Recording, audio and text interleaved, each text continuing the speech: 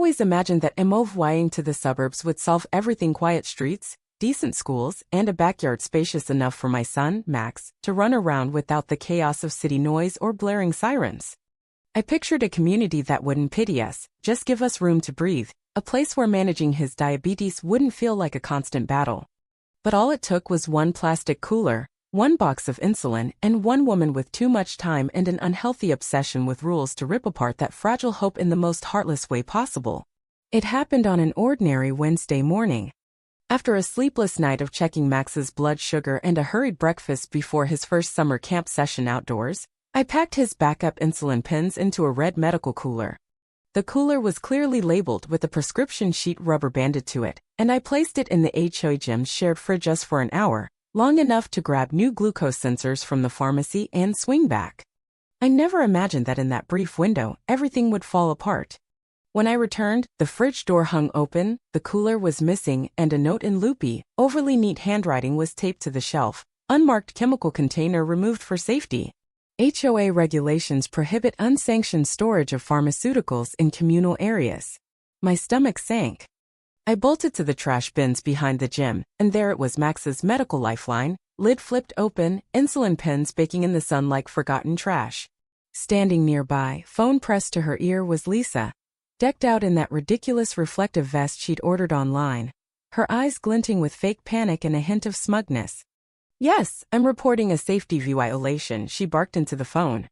"Possible medical contamination in shared spaces. He left drugs in a public fridge. This is a family neighborhood." I swear I saw her smirk as I approached, cooler in hand, trembling not from rage but from dread.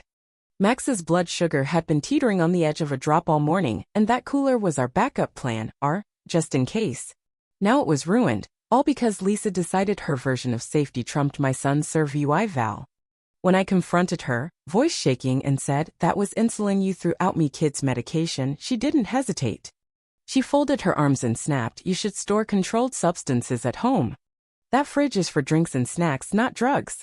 She spat the word drugs like I was smuggling something illegal instead of managing a condition that could kill Max if his levels crashed.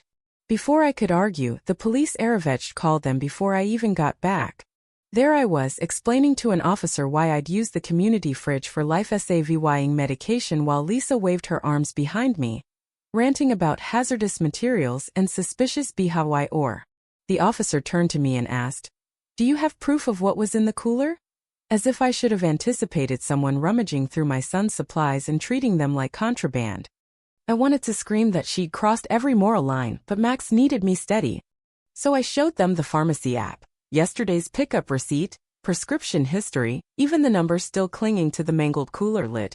Finally, they let me go. No arrest, just a report filed like it was a petty dispute. I drove home, gripping the wheel until my knuckles turned white, glancing at Max in the rear view mirror as he sipped a juice box, pale and silent, unaware how close he'd come to a crisis we might not have escaped. That night, after Max fell asleep clutching his stuffed bear, I sat in the dark at the kitchen table, poring over the HOA bylaws, desperate to find where it said life-saving medication could be trashed over someone's warped sense of order. It wasn't there. Of course, it was never about rules. It was about control. Lisa, with her laminated guidelines and her need to micromanage every mailbox and trash can, had gone from annoying to dangerous. This wasn't just an insult, it was an attack, a power play masked as community care. I realized then that if I didn't act, she'd keep pushing until she'd rewritten the entire neighborhood to fit her narrative, even if it meant putting a child at risk. She'd call it enforcement. So I started documenting everything. Emails, flyers, camera footage, the fridge note, the police report, every whispered "Lisa's gone too far," from neighbors too scared to speak up at meetings. I called a lawyer because this wasn't about a fridge Anna Maria, it was about dignity, safety, and proving that a clipboard doesn't give you the right to destroy someone's lifeline and strut away smug. But Lisa didn't back off. The next morning, a notice was taped to my door in red ink. Violation. Improper storage of medical substances, Section 8, Clause 3.4, no unsanctioned medication in communal appliances. It was fake, scribbled on stolen HOA letterhead.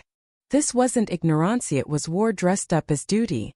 Soon, she was pacing the neighborhood like a self-appointed cop, clipboard in hand, muttering into her earpiece about suspicious behavior, or while glaring at Max as if his emergency bag threatened her perfect world.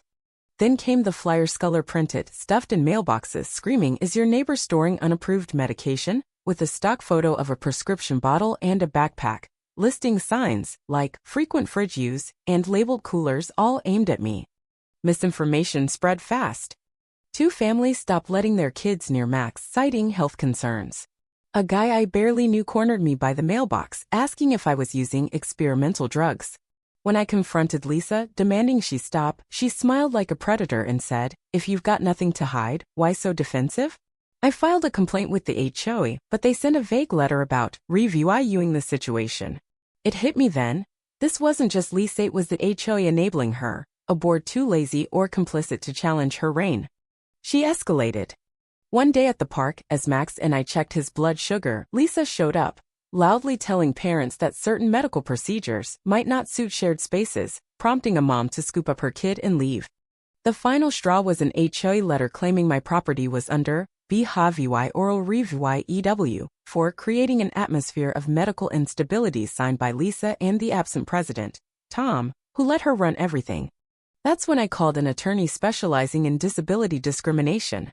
She took one look at my EVI denke and said, "This isn't a dispute, it's a CIVIL rights violation." Her name was Rachel Hayes and she was fierce. She drafted a cease and desist letter citing the ADA, Fair Housing Act, and state laws, warning Lisa, the HOA, and their lawyer that we'd sue for damages and endangerment if the harassment didn't stop. Lisa didn't flinch. She filed an HOA complaint against me, claiming I was exploiting a medical narrative to undermine community standards. The board scheduled a hearing. At the community center, Lisa arrived with a PowerPoint, Medical Mismanagement and Its Impact on Community Wellness, featuring blurry photos of Max's cooler and a fake quote about neighbors fearing medical chemicals. Rachel countered with our EVI denke, police reports, footage of Lisa tossing the cooler, fake HOA rules she'd slipped into minutes. The board squirmed. When Tom asked if she'd written those rules herself, Lisa snapped, "I filled in gaps, safety can't wait for consensus." Rachel pounced, "That's fraud." The board dismissed the complaints against me, banned Lisa from enforcement roles, and referred it to their lawyer. But we didn't stop. We filed a CIVIL lawsuit against Lisa and the HOA for harassment, ADA violations, defamation, and emotional distress. 6 weeks later in court, the truth would finally face her clipboard, and this time, she couldn't rewrite it.